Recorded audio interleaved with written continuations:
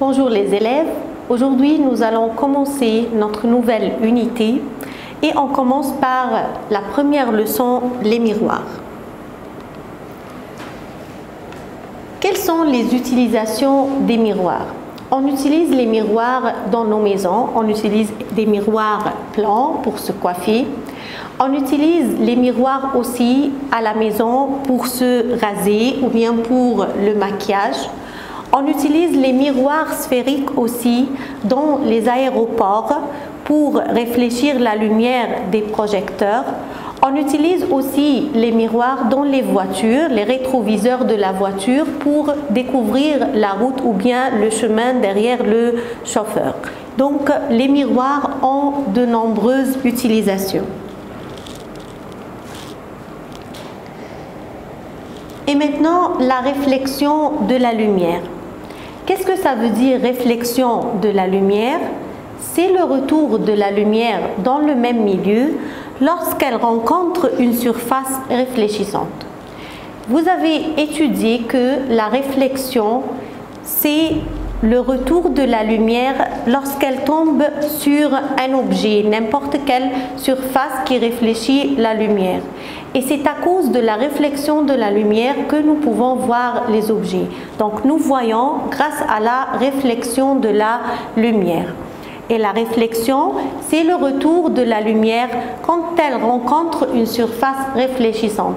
Cette réflexion peut être régulière ou bien irrégulière. Régulière, c'est-à-dire je vais voir mon image. Irrégulière, c'est-à-dire je vais voir l'objet. On s'intéresse maintenant à la réflexion régulière de la lumière qui a lieu sur la surface des miroirs. Il y a des concepts d'abord concernant la réflexion. On a ici, ça c'est la surface du miroir. On commence par le rayon incident. Le rayon incident, c'est le rayon qui tombe sur la surface réfléchissante. Donc, ça c'est un rayon incident. C'est le rayon qui tombe sur la surface. Lorsque ce rayon tombe sur la surface, il tombe en ce point-là qu'on appelle le point d'incidence. Et puis, il se réfléchit. Donc, ça, c'est le rayon réfléchi. C'est le rayon qui retourne de la surface réfléchissante. Donc, on a pris rayon incident, rayon qui tombe sur la surface. Il rencontre la surface en un point, ce I-là, c'est le point d'incidence. Et puis, il va se réfléchir, il retourne dans le même milieu. Donc, ça, c'est le rayon réfléchi.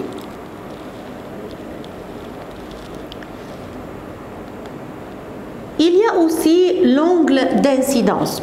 Voici le rayon incident et voici le point d'incidence. De ce point-là, on trace une normale ou bien une perpendiculaire qui est une ligne imaginaire perpendiculaire à la surface réfléchissante élevée de ce point-là qui est le point d'incidence. L'angle ici compris entre le rayon incident et la normale, c'est l'angle d'incidence. On a dit que le rayon incident va se réfléchir. Donc maintenant, ça c'est le rayon réfléchi.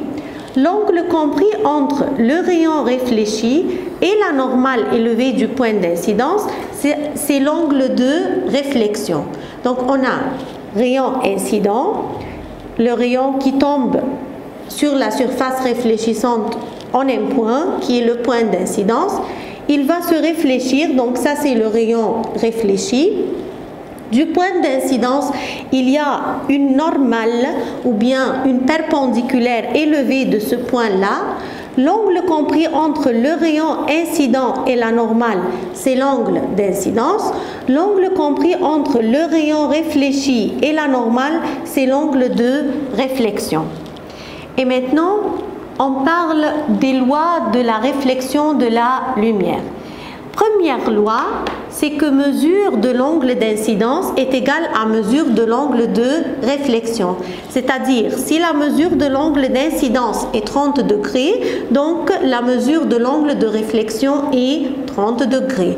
Ça, c'est la première loi de la réflexion de la lumière. La deuxième loi, le rayon incident, le rayon réfléchi et la normale élevée du point d'incidence sont tous dans un même plan perpendiculaire à la surface réfléchissante.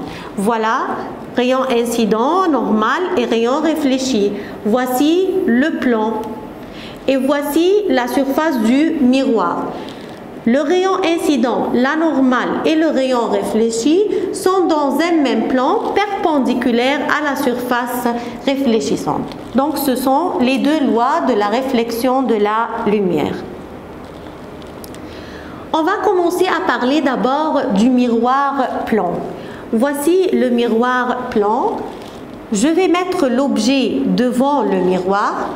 La partie hachurée ici représente le dos du miroir. Comment se forme une image à travers un miroir plan? Vous allez vous rappeler de ces lettres-là qui forment le mot de vide. Pourquoi? Parce que l'image se forme droite. Donc voilà la bougie et la flamme. On voit l'image qui est droite, qui n'est pas renversée. Donc c'est une image droite. Égale à l'objet. L'image a la même taille de l'objet. Elle n'est ni plus grande ni plus petite.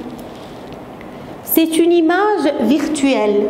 Une image virtuelle, c'est-à-dire qui se forme derrière le miroir. Je vais voir l'image dans le miroir, mais je ne peux pas l'obtenir sur un écran.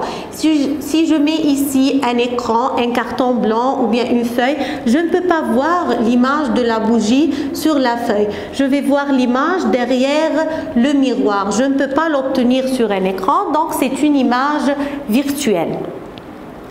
L'image est inversée. Vous vous rappelez le mot ambulance qui s'écrit inversé sur les voitures. Pourquoi? Parce que quand le chauffeur d'une autre voiture va voir le mot à travers le miroir, il va le voir correctement. Mais si le mot était écrit correctement, le chauffeur allait le voir inversé.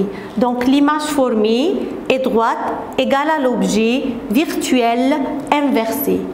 La distance entre l'objet et le miroir est égale à la distance entre l'image et le miroir. C'est-à-dire, si la distance ici entre l'objet et le miroir est par exemple 2 mètres, la distance entre l'image et le miroir est égale à 2 mètres.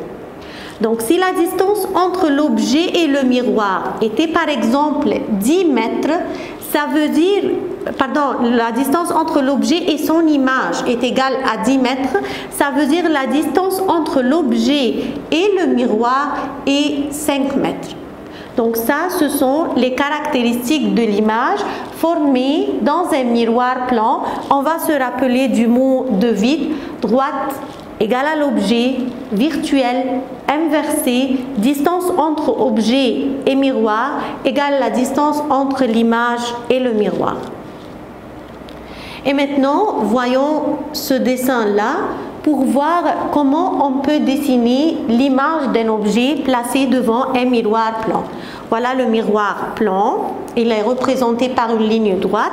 La partie hachurée, c'est le dos du miroir.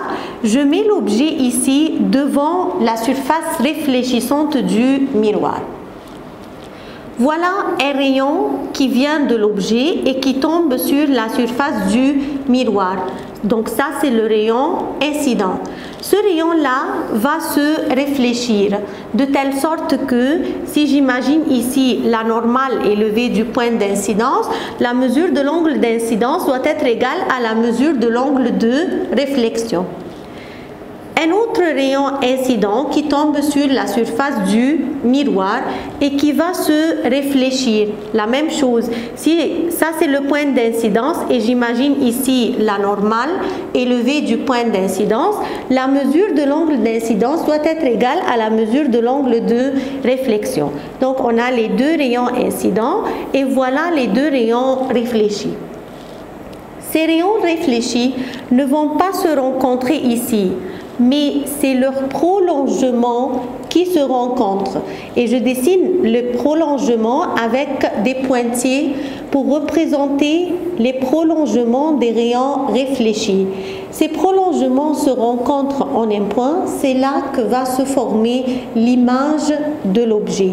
Pour cela, l'image formée à travers un miroir plan est appelée une image virtuelle. Pourquoi? Parce qu'elle est formée par l'intersection des prolongements des rayons réfléchis. Donc c'est l'image virtuelle parce qu'elle est formée par l'intersection des prolongements des rayons réfléchis. C'est pour cela qu'elle se forme derrière le miroir. La distance entre l'objet et le miroir ici est égale à la distance entre l'image et le miroir. Attention, la droite qui joint l'objet et l'image est perpendiculaire à la surface du miroir. Et voilà comment se forme l'image par un miroir plan. Et maintenant, on va commencer à parler des miroirs sphériques. Miroir sphérique, c'est-à-dire la surface du miroir fait partie d'une sphère. On a deux genres de miroirs sphériques, le miroir concave convergent et le miroir convexe divergent. La surface réfléchissante d'un miroir sphérique fait partie de l'intérieur ou de l'extérieur d'une sphère creuse. Parlons du miroir concave. Le miroir concave est appelé aussi miroir convergent. La surface réfléchissante du miroir, voilà, elle fait partie de l'intérieur de la sphère, comme par exemple le creux d'une cuillère. Et voilà, j'ai dit que la partie assurée représente le dos du miroir. Pourquoi on appelle ce miroir concave un miroir convergent? Parce que les rayons lumineux parallèles qui tombent sur la surface du miroir se réfléchissent et se rencontrent en un point et j'appelle ce point-là le foyer. Donc il va grouper ou bien rassembler les rayons parallèles qui tombent sur sa surface. Donc le miroir concave, il fait partie... La surface réfléchissante fait partie de l'intérieur de la sphère, comme le creux d'une cuillère. Je dois dessiner la partie assurée pour dire que ça c'est le dos du miroir. Les rayons incidents parallèles se réfléchissent et se rencontrent en un point qui s'appelle le foyer. Donc c'est un miroir convergent puisqu'il converge les rayons. Il les groupe en un point nommé foyer. Le miroir convexe, c'est un miroir divergent. Donc la surface réfléchissante ici fait partie de l'extérieur de la sphère. Voilà la partie assurée qui représente le dos du miroir. Donc c'est la surface par exemple bombée comme le dos d'une cuillère. Ça c'est la surface réfléchissante ici. Donc ça c'est un miroir convexe ou bien un miroir divergent. Voilà les rayons lumineux qui tombent parallèles sur la surface du miroir. Ces rayons-là seront réfléchis, mais ils seront éloignés ou bien ils seront dispersés. Donc, ça c'est un miroir convexe qui disperse les rayons lumineux réfléchis ou bien qui éloigne les rayons lumineux réfléchis. La surface réfléchissante fait partie de l'extérieur de la sphère. Voici le dos du miroir. Les rayons incidents parallèles se réfléchissent de telle sorte qu'ils s'éloignent, ils sont dispersés ou bien ils sont éloignés. Pour cela, on l'appelle un miroir divergent. Les prolongements des rayons réfléchis se rencontrent en un point derrière le miroir. Ce point-là est appelé un foyer virtuel. Pourquoi virtuel? Parce qu'il est formé par l'intersection des prolongements des rayons réfléchis. Et maintenant, il faut savoir quelques concepts concernant les miroirs sphériques. Voici par exemple le miroir concave. Voici la partie assurée, c'est le dos du miroir. On trouve d'abord ici le point S qui est le sommet du miroir. Le sommet du miroir, c'est un point imaginaire qui se trouve au milieu de la surface réfléchissante du miroir et qui est présent sur l'axe principal, et on va dire plus tard c'est quoi l'axe principal. Donc la première chose à savoir, c'est le sommet du miroir. Le sommet du miroir, c'est un point imaginaire qui se trouve au milieu de la surface réfléchissante. Et puis on a le foyer. On a dit que dans un miroir concave, les rayons incidents parallèles se groupent et se rassemblent en un point qu'on appelle le foyer. Et ça, dans le miroir concave, c'est un foyer réel parce qu'il est formé par l'intersection des rayons réfléchis. Dans le cas du miroir convexe, comme vous avez vu,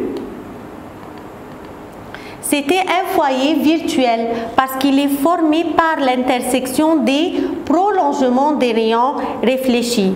Miroir concave, c'est un foyer réel. Il est formé par l'intersection des rayons réfléchis. Donc, le foyer, c'est un point où se rassemblent les rayons réfléchis. Il peut être devant le miroir, dans le cas du miroir concave, ou bien derrière le miroir, dans le cas du miroir convexe. La distance focale, c'est la longueur de cette partie-là, c'est la distance entre le foyer du miroir et son sommet. Il y a aussi le centre de courbure. C'est quoi le centre de courbure? C'est le centre de la sphère dont le miroir fait partie, puisqu'on a dit que le miroir sphérique est une partie d'une sphère creuse. Donc la sphère possède un centre, c'est le centre de courbure. Le rayon de courbure, c'est bien sûr la distance entre le centre de courbure et le sommet du miroir. L'axe principal, c'est la droite qui relie le centre du courbure du miroir et son sommet.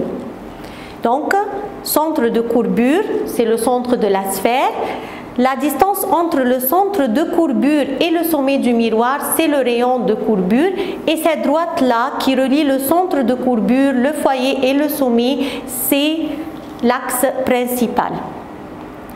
L'axe secondaire, c'est toute droite qui passe par le centre de courbure du miroir et n'importe quel point sur la surface du miroir sauf le sommet. Donc une droite qui passe comme ça, c'est un axe secondaire. Elle passe par le centre de courbure du miroir et rencontre la surface réfléchissante en un point autre que le sommet. Il faut faire attention que le rayon de courbure du miroir est égal au double de la distance focale. Donc si le rayon de courbure, la distance entre le centre de courbure et le sommet est 6 cm, cette distance-là sera alors 3 cm. Et on continue le cours prochain. Bonjour les élèves, on continue notre leçon les miroirs et maintenant on va savoir comment dessiner une image. Voilà un miroir concave, la surface réfléchissante fait partie de l'intérieur de la sphère et la partie hachurée c'est le dos du miroir. Il y a 3 règles pour dessiner l'image dans un miroir. Tout d'abord, je vais mettre ici le sommet, c'est le point qui se trouve au milieu de la surface réfléchissante. Et puis, je vais prendre par exemple une distance de 2 cm qui sera la distance focale. Donc, le rayon de courbure sera 4 cm. Il faut faire très attention aux longueurs du rayon de courbure et de la distance focale pour bien dessiner votre image. Le rayon de courbure est égal au double de la distance focale.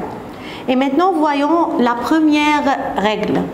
Vous voyez ici le rayon en rouge, c'est un rayon incident par parallèlement à l'axe principal. L'axe principal, c'est la droite qui relie le centre de courbure et le sommet du miroir.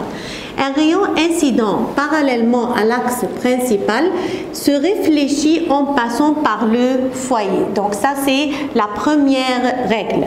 Le rayon incident parallèlement à l'axe principal se réfléchit en passant par le foyer. La deuxième règle, si j'ai en vert ici un rayon qui passe par le foyer, celui-ci va se réfléchir parallèlement à l'axe principal. Donc ça, c'est la deuxième règle pour dessiner. Troisièmement, un rayon qui passe par le centre de courbure et qui est représenté ici en bleu, il se réfléchit sur lui-même. Pourquoi? Parce que ce rayon-là qui passe par le centre de courbure tombe perpendiculairement sur la surface du miroir. Donc l'angle d'incidence ici est égal à 0. L'angle de réflexion aussi sera égal à 0. Je vous rappelle, la première loi de la réflexion énonce que la mesure de l'angle d'incidence égale à la mesure de l'angle de réflexion. Un rayon qui tombe perpendiculairement sur la surface réfléchissante, c'est-à-dire il est incident avec un angle de 0 degré, il est exactement sur la normale, il va se réfléchir sur lui-même. Donc voici les trois possibilités. Un rayon parallèle à l'axe principal se réfléchit en passant par le foyer. Un rayon qui passe par le foyer se réfléchit parallèlement à l'axe principal et un rayon qui passe par le centre de courbure se réfléchit sur lui-même. Toujours pour dessiner l'image, je dois dessiner deux de ces rayons-là. Et maintenant, voyons le premier cas de formation des images. Je vais placer l'objet à une distance plus grande que le rayon de courbure. Voilà le C, qui est le centre de courbure. Je vais placer l'objet à une distance plus grande que le rayon de courbure, c'est-à-dire après le C. Voilà l'objet ici, AB. Pour dessiner l'image de cet objet-là, je dois tracer deux rayons. Un rayon parallèle à l'axe principal, il se réfléchit en passant par le foyer. J'ai dessiné un autre rayon qui passe par le centre de courbure et il va se réfléchir sur lui-même. Il faut faire très attention à mettre les flèches. Le rayon incident qui va tomber sur le miroir, le rayon qui retourne, je mets la flèche, c'est le rayon réfléchi. Bon, ici, les rayons réfléchis se rencontrent en ce point-là. Donc, je vais tracer ici l'image de l'objet. Comme vous voyez, la partie qui était en haut est devenue en bas. Donc, cette image est renversée. C'est une image réelle. Pourquoi elle est réelle? Parce qu'elle est formée par l'intersection des rayons réfléchis. Voici le premier rayon réfléchi et voici le deuxième qui s'est réfléchi sur lui-même. Donc c'est une image réelle. Je peux obtenir cette image sur un écran. Et comme vous le voyez, elle se trouve entre le foyer et le centre de courbure, c'est-à-dire à une distance plus grande que F. F minuscule, c'est la distance focale, et plus petite que 2F ou bien que le rayon de courbure. Donc ça, c'est la position de l'image. Position de l'image, c'est-à-dire où se forme l'image. Elle s'est formée entre F et C. Les caractéristiques de l'image, c'est-à-dire les propriétés de l'image, elle est réelle, renversée et plus petite que l'objet. On prend maintenant le deuxième cas. Je vais placer l'objet au centre de courbure, c'est-à-dire à une distance égale à 2F. Voilà le premier rayon parallèle à l'axe principal. Il va se réfléchir en passant par le foyer. Le second qui passe par le foyer, il se réfléchit parallèlement à l'axe principal. Voici le point de rencontre des rayons réfléchis. Les rayons réfléchis se rencontrent ici, donc l'image se forme aussi au centre de courbure. C'est une image réelle puisque ce sont les rayons réfléchis qui se rencontrent et non pas leur prolongement. Comme vous le voyez, elle est égale à l'objet et elle est renversée. Attention attention, l'image réelle est toujours une image renversée. L'image que je peux obtenir sur un écran est toujours renversée. Et ça, c'est le deuxième cas. Voyons maintenant si je vais placer l'objet entre F et C, c'est-à-dire à une distance plus grande que F, c'est-à-dire plus grande que la distance focale et plus petite que 2F. Le rayon incident parallèle se réfléchit en passant par le foyer. Le rayon qui passe par le foyer se réfléchit parallèlement à l'axe principal. Donc voici le point d'intersection ou bien le point de rencontre des rayons réfléchis. L'image formée est réelle, renversée et plus grande que l'objet. Où s'est formée l'image? Elle s'est formée après le C, c'est-à-dire à une distance plus grande que le rayon de courbure ou bien plus grande que le double de la distance focale. Et maintenant, si je vais placer l'objet entre le foyer et le sommet du miroir, c'est-à-dire à une distance plus petite que F. Attention, F majuscule, c'est-à-dire foyer, F minuscule, je veux dire la distance focale. Donc, si je vais placer l'objet ici, regardez maintenant comment se forme l'image. Voilà le rayon qui est parallèle à l'axe principal. Voilà, il passe par cet objet, il rencontre le miroir et il se réfléchit en passant par le foyer. Voici un deuxième rayon qui passe par le foyer. Quand il va rencontrer la surface du miroir, il va se réfléchir parallèlement à l'axe principal. Ces deux rayons réfléchis, en fait, ne se rencontrent pas ici, mais leur prolongement vont se rencontrer derrière le miroir. Le prolongement se rencontre, donc c'est une image virtuelle. Elle est formée par l'intersection des prolongements des rayons réfléchis. L'image virtuelle est représentée alors par des pointillés. C'est une image que je vais voir derrière le miroir et qui est plus grande que l'objet. Et dernière chose maintenant, on va voir comment se forme le miroir à travers l'image à travers un miroir convexe. Voici le miroir convexe. Cette ligne-là, c'est la partie hachurée ici, c'est le dos du miroir.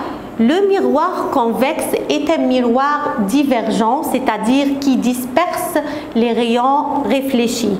Donc, quelle que soit la position de l'objet, l'image va se former toujours virtuelle, droite et plus petite que l'objet. Voici l'objet et voilà un rayon qui est parallèle à l'axe principal. Il va se réfléchir de telle sorte que son prolongement passe par le foyer. Vous vous rappelez que le miroir convexe a un foyer virtuel formé par l'intersection des prolongements des rayons réfléchis. Donc, le prolongement passe par le foyer. Voilà l'objet et je vais maintenant tracer un rayon dont le prolongement passe par le foyer. Il se réfléchit parallèlement à l'axe principal. Comme vous voyez, les rayons ici sont dispersés, c'est-à-dire les rayons réfléchis ne se rencontrent pas, mais leurs prolongements vont se rencontrer derrière le miroir. Donc, comment se forme l'image? Elle se forme droite, virtuelle et elle est plus petite que l'objet. Attention, l'image virtuelle est toujours droite. L'image virtuelle est formée par l'intersection des prolongements des rayons réfléchis. Elle est représentée par des pointillés et c'est une image toujours droite. Les miroirs convexes sont utilisés surtout dans les rétroviseurs de la voiture. Pourquoi? Pour pouvoir découvrir la route derrière le chauffeur, puisque ces miroirs-là nous aident à voir une image virtuelle, droite et plus petite que l'objet. Donc, ces miroirs permettent d'augmenter le champ de vision. Merci beaucoup.